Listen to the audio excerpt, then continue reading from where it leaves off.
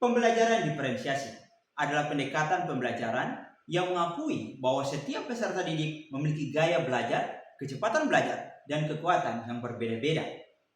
Keberagaman peserta didik dalam satu kelas, sumber daya yang terbatas, anggapan bahwa semua peserta didik harus belajar dengan cara yang sama merupakan tantangan atau masalah yang memicu lahirnya pembelajaran diferensiasi.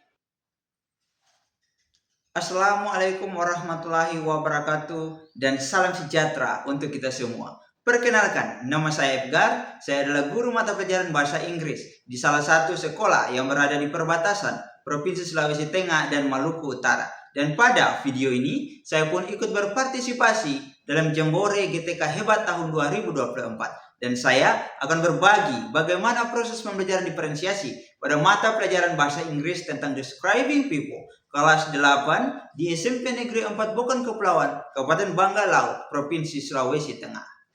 SMP Negeri 4 Bokan Kepulauan terletak di Desa Sonit, Kecamatan Bokan Kepulauan, Kabupaten Bangka Laut, Provinsi Sulawesi Tengah, yang merupakan salah satu daerah terpencil di Indonesia dan juga menghadapi berbagai tantangan dalam bidang pendidikan, seperti terbatasnya akses terhadap sumber daya pendidikan yang berkualitas, serta kondisi geografis yang sulit juga menjadi kendala dalam pelaksanaan proses pembelajaran yang efektif. Namun, tantangan ini tidak menghalangi saya sebagai pendidik yang berada di daerah terpencil untuk tetap mencari tahu dan berupaya memberikan pendidikan yang berkualitas bagi semua siswa.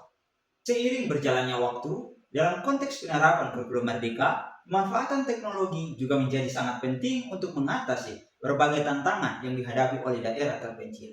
Namun, terkadang dalam penerapan inovasi ada tantangan yang saya hadapi dalam pembelajaran. Seringkali pembelajaran yang terjadi di dalam kelas terasa sulit dan juga membosankan yang menjadikan penolakan dalam proses pembelajaran.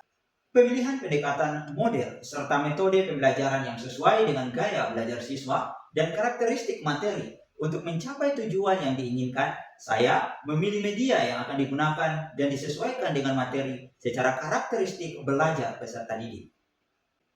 Sebagai pendidik, saya mengkolaborasikan pembelajaran diferensiasi dengan menggunakan model pendekatan cooperative learning dan media interaktif pembelajaran, yaitu aplikasi yang bernama EducaPlay.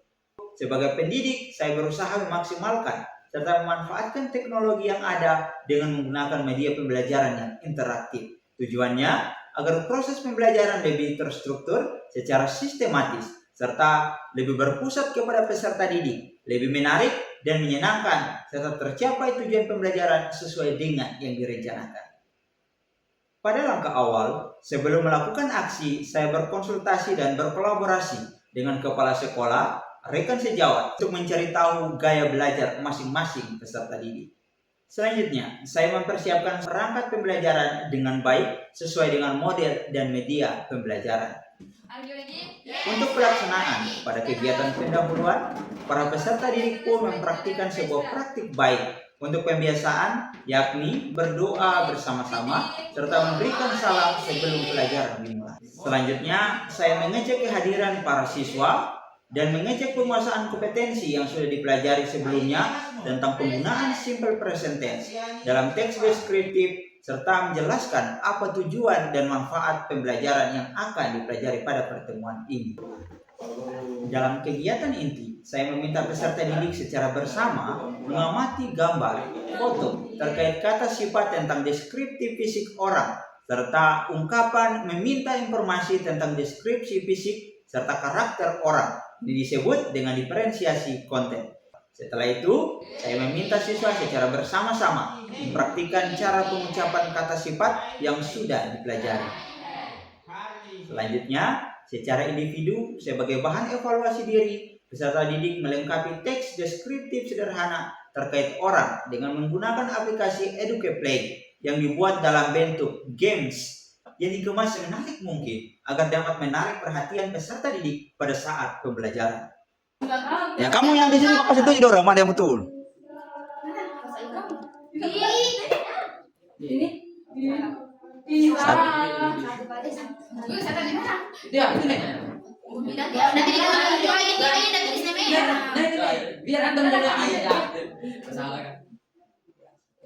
Oke, good job.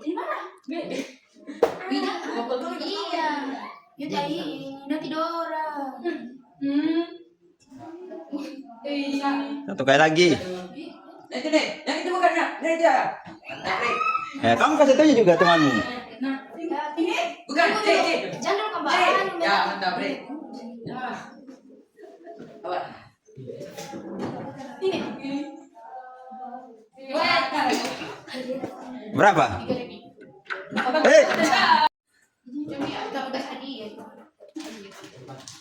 Ya tadi.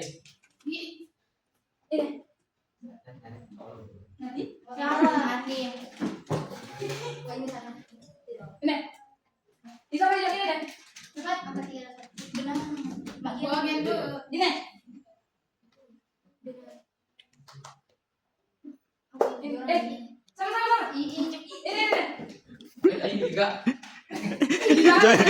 Coba apa yang salah? Satu kali lagi.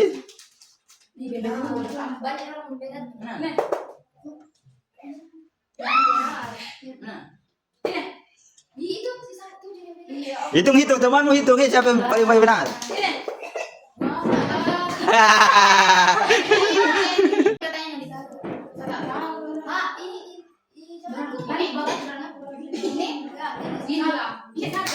Kamu boleh kasih tunjuk juga.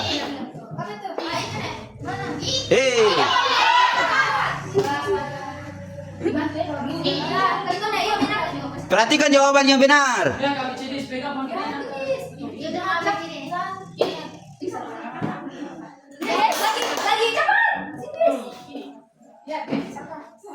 Bilang jari kan? Ini apa? Ya. Ini apa? Karena tadi sudah yang betul.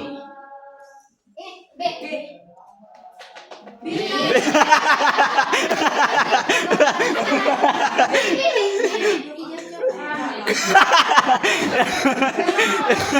Kenapa kau tidak perhatikan teman? Kau tindih-tindih. Aduh. Tolong tepuk tangan dulu buat kelompok satu dulu. Kemudian, untuk mengamati pemahaman peserta didik, dibentuk kelompok belajar berjumlah 3 kelompok yang terdiri maksimal 4 orang.